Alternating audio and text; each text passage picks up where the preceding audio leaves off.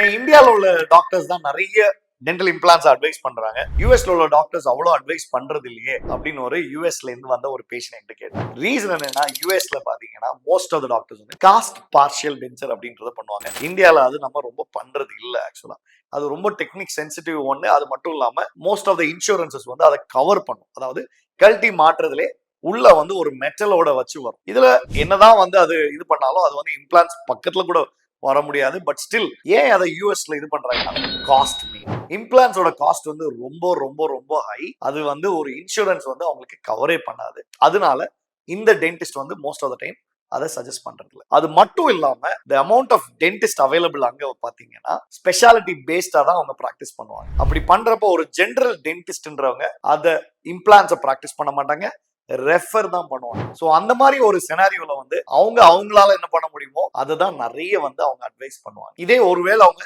இம்ப்ளான்டாலஜிஸ்ட்டை meet பண்ணாங்கன்னா அவங்க இம்ப்ளான்ஸை advice பண்ற மாதிரி இருக்கலாம். ஆனா இந்தியாவில் பாத்தீங்கன்னா மோஸ்ட் ஆஃப் த டென்டிஸ்ட் வந்து கொஞ்சம் இம்ப்ளான்ட் ஸ்கில்ஸ் இருக்கும். மோஸ்ட் ஆஃப் த கிளினிக்ஸ்ல வந்து இம்ப்ளான்ஸை பண்ண முடியும். இந்த ரீசன்னால தான் இந்தியாவில் நிறைய இம்ப்ளான்ஸ் அட்வைஸ் பண்றது. அது மட்டும் இல்லாம மோஸ்ட் இம்பார்ட்டன்ட் ஸ்டஃப் என்னன்னா, இந்தியாவில் டென்டல் இம்ப்ளான்ஸ் பாத்தீங்கன்னா யூஎஸ்ல பண்ற காஸ்ட்டை கம்பேர் பண்றப்ப 10% ஆஃப் த காஸ்ட்ல தான் நம்ம டென்டல் இம்ப்ளான்ஸ் வந்து இந்தியாவில் பண்ணிட்டு இருக்கோம். கூடிய விரைவில் இந்தியா வந்து டென்டல் இம்ப்ளான்ஸோட ஒரு கேபிட்டலா மாறிடும். அதுலயும் சென்னை வந்து அதோட ஹெட் குவார்ட்டர்ஸா கண்டிப்பா மாறும்னு நான் நம்புறேன். ஒன்ஸ் அகைன் உங்களுடைய நண்பர் டாக்டர் பிரேம் அலெக்ஸ் லாரன்ஸ்.